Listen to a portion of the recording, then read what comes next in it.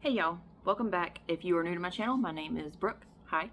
We are a family of 5. We homeschool. We live on one income, so there's a lot of budgeting type stuff, a lot of homeschooling type stuff on this channel if you want to hang out and check out some of my other videos. But today we're going to be talking about my oldest daughter. She just turned 15.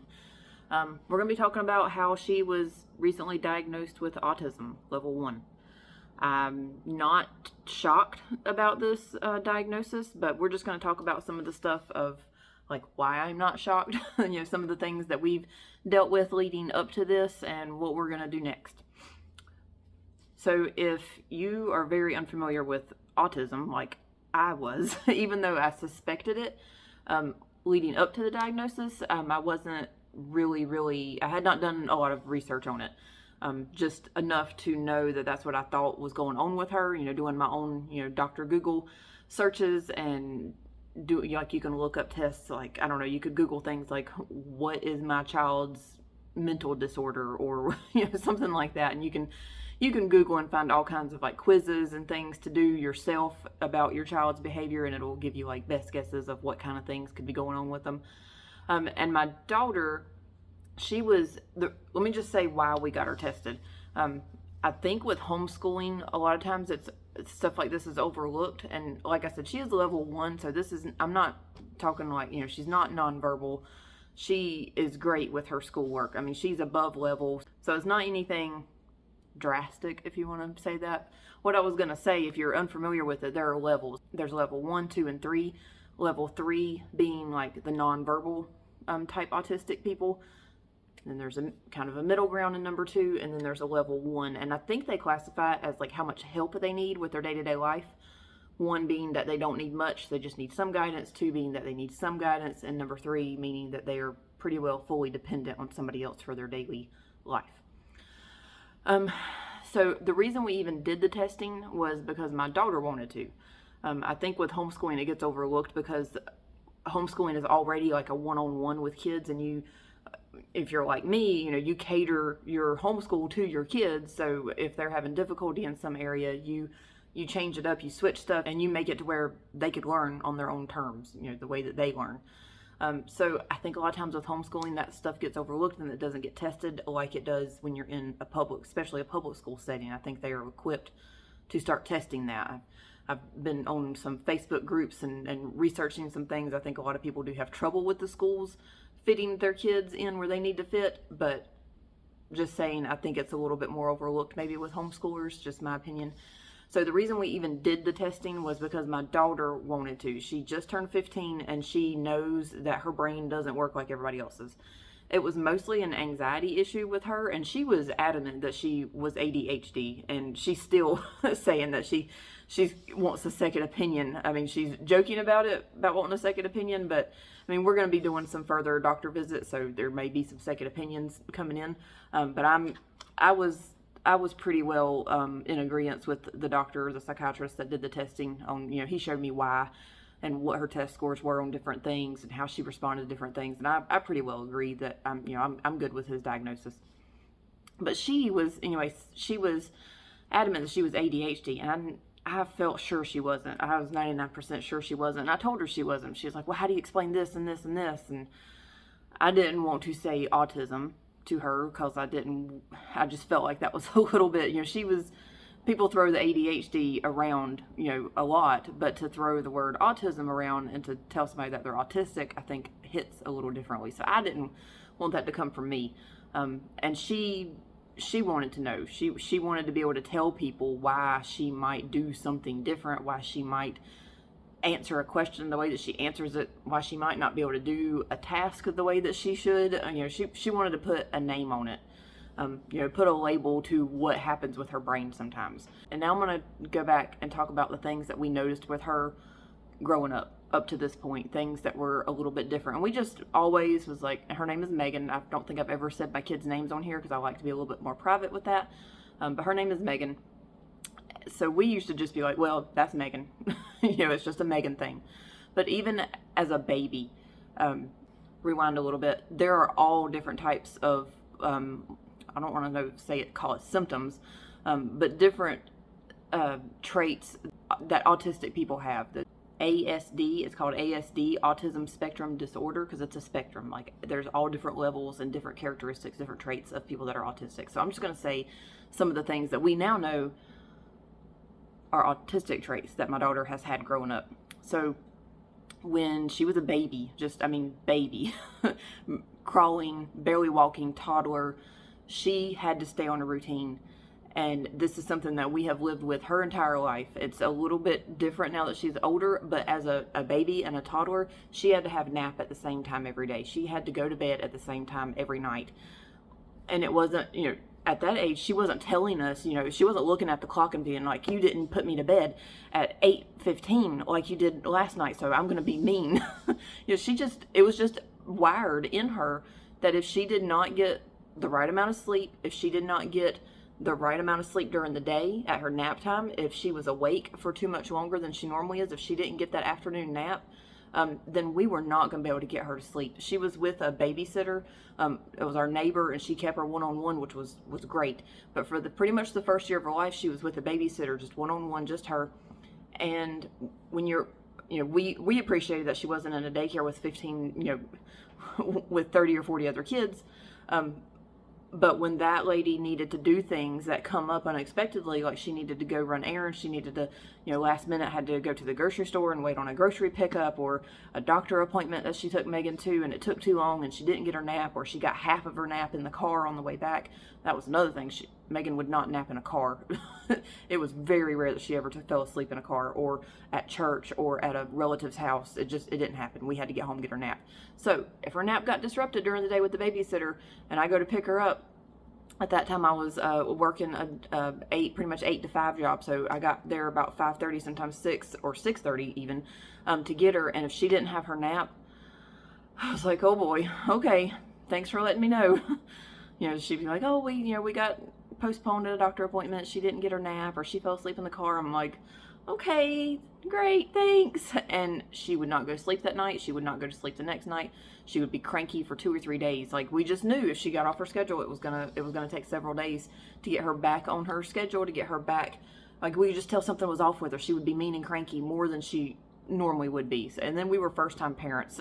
So people thought we were just being overly, cautious and just overly protective. Oh, they think their baby has to take a nap at the same time every day. She did. She really did. Our other two, not like that. Nope. It wasn't like a first-time parent thing, though, and that's just what everybody thought. We were just being first-time parents. But even now, as she's gotten older, we know that she has to know what's going on. We can't just throw something at her unexpectedly. If we've got a vacation coming up, if, I've got a day off of work that I didn't know I was going to have, if they've got, something coming up at church, and we pretty well have a routine lifestyle, nothing crazy. I work the same times. My work schedule is very lenient. It's almost as if I'm working for myself, but I go to an office that's about 30 minutes away. So as long as I get my work done there at that office, I can work when I want to. I can go in an hour late, 2 hours late. I can come home an hour or 2 hours early. I can take the day off if I need to, and if there's nothing going on in the office that I have to be there for, I can take the day off. So I can be home for things that she needs me to be home for, but pretty well routine. She knows where I'm going to be at when I go to work. My husband has been working from home for several years. He's the one that stays home and kind of makes sure the kids get their day-to-day homeschool work done, and my 3-year-old stays with him during the day. So she knows what we're doing. There was a time from about the time, I'm wanting to say, I'm trying to think, we had a time where me and my husband both were kind of going from job to job. About every 6 months, one of us changed a job. And that happened for a couple of years. And during that time, Megan was between 4 and 9 years old, and she was having anxiety attacks, panic attacks. We had sent her, she's been to 2 different therapists. First one, she was 5, I think. About 5, 4.5, 5 years old. Yeah, about 5. And then the second time around, she was about 9. And we took her because of the anxiety, and we didn't know what was going on with her. Then we thought maybe it was the OCD thing, but her routine thing was really, really strong, and she was getting anxiety. So, and it was like a worry thing. Like, she was having we thought it was, that therapist, didn't diagnose her with anything other than saying she had anxiety and tried to help her with the anxiety. We now know that she had the anxiety because of her autism, and the way that she was processing things around her weren't processing right. She takes everything literal. If she hears somebody insinuate something, it is taken as truth, especially when she was little. As she's gotten older, now she's 15, she hears things and she knows, kind of what to take to heart and what not to take to heart, she still doesn't quite grasp when people are insinuating things. But then at between 5 and, 9, 10 years old, when an adult said something was going to happen, it was going to happen. And we didn't know then that the anxiety was coming from that, but she was treated by 2 different therapists for her anxiety.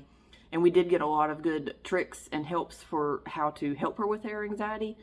And like I say, at that time, it was because of her routine getting messed up. And we didn't, looking back, we realized it was because she didn't know, like my husband was working he got a different job, like maybe 2 or 3 different jobs within the same year or 2. And I think it was because she just didn't know where he was at. She didn't know what that job was. With all of my jobs, she visited my places of work. She could come in and see exactly where I was. So I think that helped her to not have anxiety about where I was. Where my husband was, she didn't see his job. It wasn't a laid back office where she could go and visit him. So I think that gave her more anxiety because she didn't really know where he was. It wasn't like a routine where it was like, okay, my mom is here and she is safe. My dad is here and he is safe. And we're all going to be home at 6 o'clock and we're going to eat supper. His schedule was different. Sometimes he worked closing. He worked at a fast food for a little bit.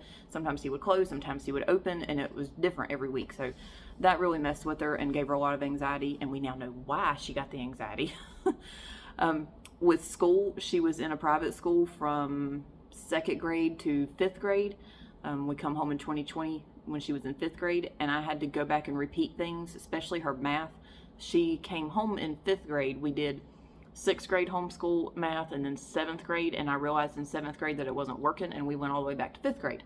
So she had 2 years to catch up on math. So it took me a little bit to figure out. I thought it was just the class, the setting that she was in when she was in that private school. It was a little bit of a dysfunctional class. The teacher, she tried, but there was just a lot going on in that classroom at that school, that there was a lot of disruptiveness. There was some behavior issues with some of the kids. And it was a lot for that teacher to handle. And I know that teacher tried, and she tried to be like one-on-one and help all the kids. And she did her best. And then, the 2-week shutdown happened in 2020 during that same class, and everything went out the window. So we kind of had to do a redo, especially when we got to the 7th grade math, and she just couldn't do it. We were like, it was almost getting into like the pre-algebra stuff, fractions, decimals, and her brain just couldn't do it. So we had to backtrack on that and catch her back up there. And then now with the schoolwork, if you have followed me for any time, you have seen where we have switched curriculum in the middle of the year, and it has been for her. She'll get to about halfway, and she really tries. And this was another reason why I wanted to get her tested and see what was going on with her so that we could help her. Because I can tell now by this point at 15 that she's not just a disobedient, brat. She tries. She really tries with her schoolwork. She tries when I tell her to do things. I can leave in the mornings. I work outside of the home. My husband stays here, so I can leave in the mornings. And our kids' schoolwork is very independent. They can do their own work, check their own work and everything. We just check behind them some and are there when they need us. But I can leave in the mornings, and their schoolwork doesn't take all day. It should not take all day whatsoever. Even my high school work, it shouldn't take all day. So I leave, and I could tell my daughter, when you're done with your schoolwork, I need you to, I don't know, just sweep I could give her 3 things. Sweep the kitchen, do a load of laundry, and unload the dishwasher. 3 things, and I might not give her a list. I'll just say it. I may even text her when I get to work. Hey, don't forget, do this, this, and this.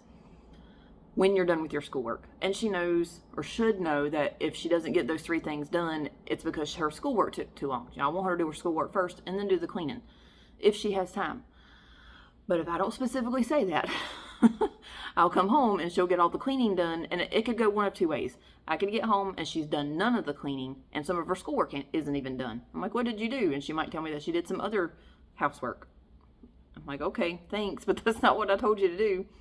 And she'll feel bad because she didn't do the things that I told her to do, and she'll remember, oh, great, she did. She told me to do this, this, and this, and I didn't do it. So she feels bad, but she's not going to tell me that. She doesn't verbalize her emotions whatsoever. Like, you have to really dig to get her to say anything that's bothering her, which leads to the anxiety. So we've learned over the years how to catch, or try to catch, those things so that it doesn't turn into like anxiety and panic attacks or anything like that. Or the switch side, I could get home and she could get all three of those things done, but not have her schoolwork done. And I'm like, why? You were supposed to finish your schoolwork first. And she'll, just say like, oh. And I'd say, Megan, you're supposed to get your schoolwork done first. That's the most important. Your schoolwork's important, right? You got to get your schoolwork done first. Oh. And I know she's not being disobedient. I know she's not trying to be a brat. I mean, she did the housework. She unloaded the dishwasher, swept the kitchen, and did a load of laundry. She's not being disobedient. So things like that, me just telling her to do certain things, or with her schoolwork, I might be like, okay, for now you need to do 2 pages in history. You can cut back on history a little bit. You're a little ahead, but you're behind in math. So make sure you get a lesson or 2 done every day in math, and let's cut back to 2 pages in history. And if I don't tell her to change that, she won't change that. It'll be like 3-4 months down the road, and I think that she's went back to her regular routine of doing her regular 4 pages in history and her one lesson of math a day, or maybe every 2 days, and was her original schedule. And I'm thinking she's went back to that because she got herself caught up to where she needed to get those leveled out, where she wasn't so ahead in history and so behind in math. But no, if I didn't go back and tell her specifically, okay, now start doing this in history and start doing this in math, she won't change it, because I did not specifically tell her to do that. And I know she's not being disobedient. I know she's not being smart aleck. I know she's not being a brat. So that was another reason why I wanted to get her tested, to put a label on it, a name on it. Not so much that I could let these things slide, but so that I could help her. Because I know now at 15, I didn't think it was going away. It's not something we can train out of her. And now I know it's not. We are now just needing to figure out how to help her deal with this. I'm looking at like, how is, her being, if she wants to possibly do some college, if, she's going to get married one day, be a wife, run a household, have kids, have a job, how is she going to deal with things that I deal with every day, with her mind working the way that it works? And I want her to get some help for things that, the things that she can't help. So now we are on the path where we've got to make an appointment with the pediatrician. We originally made the appointment with the pediatrician, told her what the worries were, that my daughter wanted to get tested. She set us up with the psychiatrist. It took over 6 months to get that appointment. So now we got his letter, we've got all of his findings and his test scores and all that sent to us and to the pediatrician. So now I've got to call the pediatrician and get an appointment set up through them to see a therapist. I don't know. I think we're supposed to do like kind of like occupational therapy kind of thing to help her with like day-to-day life skills and how to cope with interacting with people. Something else that she has an issue with is like I said, that she does not express her emotions. I've had people tell me, and even when she was little, and I've now learned it was an autistic trait, people say that she's really mature for her age, and we've always said that. She would always rather not play with kids her age. She would sit and talk with the adults. She talked really early. She was walking and talking at her first birthday, greeting people at the door and using 3-4 word sentences. I want my cup. Can I have hot dog? Or, running to the door. Oh, Momo's here. At 1 year old. And she was only like this tall. She was a short little kid. But her verbal skills, her reading skills are beyond. She was reading, once she figured it out, once she got the reading down pat, she loves to read. And that is something that we gear her homeschool around, is the reading. We try to get, she doesn't like the hands-on stuff as much. She likes drawing and she likes reading. And that's how, I really don't know what her learning style is so much, because it kind of depends on what she's interested in. Which is one of the reasons this kind of goes back to where I knew she was not ADHD, and the doctor confirmed it, because she can sit and she can concentrate on something for hours, and that is part of an autistic trait, the hyper focus. I don't know if it's got another name. I'm still getting familiar with all this. Hyper focus or hyper something. She can focus on one thing for hours. She gets fixated on something and she can take days. She can start working on it, come up with something that she wants to start working on, some sort of project here at the house that she's doing, and for days. Like she'll stop and she'll eat, and she'll maybe watch TV with us for a little bit, especially if it's days that we're not going anywhere, like holidays or days off or whatever, and we're just here. She doesn't neglect her other stuff so much, but she just is one track mind. She is really focused on a project, and she can like we, go to church quite a bit. She can sit and listen at church, and she can sit in the pew and not get up for hours, and she's fine. So that was one of the things, and that was what the doctor confirmed, that her ability to do those things, and he had other words for it in different testing, but her ability to do that was off the chart because I think because of that hyper focus that she has. So her being like super off the chart in these characteristics let him know that she absolutely was not ADHD, and he told me that. But she does have, I think it's her one-track mind. When she gets focused on something, she forgets the other things. So she'll do stuff like I tell her to do a load of laundry, and I walk, I'm doing that through the house doing some other stuff, and I tell her to start a load from her dirty clothes basket, and she starts it, but then leaves it in the washing machine and forgets to put it in the dryer, and I don't think about it because I told her to take care of that laundry. So maybe I come through the house and it's 2-3 hours later, and I see the laundry sitting in the washing machine. I'm like, Megan, you're not gonna put the clothes in the dryer? Oh, I forgot. And she's sitting in her room, got her earbuds in, and she's reading a book. She's done got focused on something else, and that was where she thought that it was ADHD, that she just forgets about stuff. But it's not so much that she forgets about the one thing, it's that she gets hyper focused on the other thing. So from here, like I said, I'm gonna call the pediatrician to get them to set us up with, I guess, therapy is the next step. I'm gonna talk to them. I really don't know. We're not really gonna change much. It's not, like I said, this was just to put a label on it. It wasn't that we're trying to get anything out of it. I don't know what this means for her down the road as far as having that diagnosis on her medical record. I really don't know. I may make some more videos about this. I'm going to talk to her and make sure that she's okay with me putting this information out there about her. And if she's not, then I won't. And if you're seeing this, then she was okay with it. If you've got any questions about this autism thing, like I said, I'm new to this. I had researched a little bit, but not much. I did most of my researching after the fact because I didn't want her to know that I was labeling her as autistic until we got an actual medical diagnosis, legitimate diagnosis of that. So I've been doing the research after the fact, and I've seen a lot of stuff that has helped me that I'm like, oh, that is totally her. Yes, okay, well, this is why she does this. And I may make another video because I've just touched on some of the things that led us up to this point. Right now, what we deal with her is we have to deal with what is going to lead her to, I don't want to call it a meltdown. They call it like a meltdown or a sensory overload. And she gets those. She is leaning toward those sometimes, but since we've been dealing with this her whole life, we know when to catch things when it's getting too out of control. And it's hard to explain. Like, I can see when she's starting to spiral, and I can make her take a step back from whatever it is she's involved in. And the schoolwork does that a lot. And that's why you've seen me do these videos where I say we've switched curriculum in the middle of the year, because she is getting so stressed out because she's trying. She is really trying with some of this curriculum. She's really trying to learn it, but she fails every test. She's studying the stuff. She's making notes. She's got highlighters. She's got sticky notes. She's really trying, and then she's failing the test. So that there's something wrong there. So that's when I start switching curriculum up, and we've had to do that a lot. And that's one of the things that we have to. I've called it, and I'm like, okay, don't worry about it, because she will not let me know that it's bothering her so much. She might fail the test, and I say, okay, let's just do open book tests next time. And she won't tell me for weeks how much it is bothering her, because she will not verbalize her emotions. You have to really ask, is this okay? Are you okay with this? What about this specific thing? How is this specific course going? How are the tests going? Are you being able to study? I have to ask specific questions to get an answer. If I just say, how's school going this week? Good.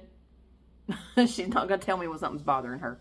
And that is something that us being homeschooled has really helped to be able to catch those things when she's going into anxiety. I can tell when our routine is going to be changed, and like I said earlier, we let her know, and that's just something that we have done. It's just ingrained in the way we do things as a family, that we have to let Megan know when something's going to be different. If somebody is changing a job, even if it's not one of us, in our household, if a family member is changing a job and it's something's going to be different outside of what our normal thing is, if the grandparents are doing something different, if they're going somewhere for the weekend, if church is doing something different, oh my goodness, when all we pretty much do is work, home, and church. Our social circle is at church. So my daughter has her friends at church. And that's the ones that she'll hang out with outside of church. It's not just at church. So she's made a couple of friends there, and I'm thankful for our church and the circle of friends that we have, our church family, because I don't think that Megan would have done as well as she has done throughout her 15 years had she not had those friends. And our church family that we have that looks out for her, we're all very close. So she has lots of kids that are her age, all around her age. We have a lot of kids in our youth group. I forget where I was going with this. So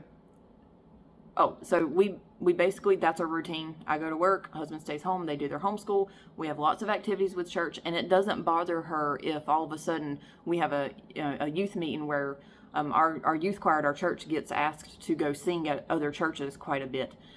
So that's out of the ordinary, kind of. We could have a normal week planned, and then all of a sudden we get told on Sunday that then this coming Thursday or Friday, another church wants our youth group to come and sing, our youth choir to come and sing at a meeting that they're having. You would think that would throw her off. It's going to be off of her schedule. No, she's fine with that. And we realize now, we've figured out that as long as it is a church function, if it's out of her routine, she's fine with it because it's church. Like, that is her routine. Being at church is her routine, even if it's off of her routine, if that makes sense.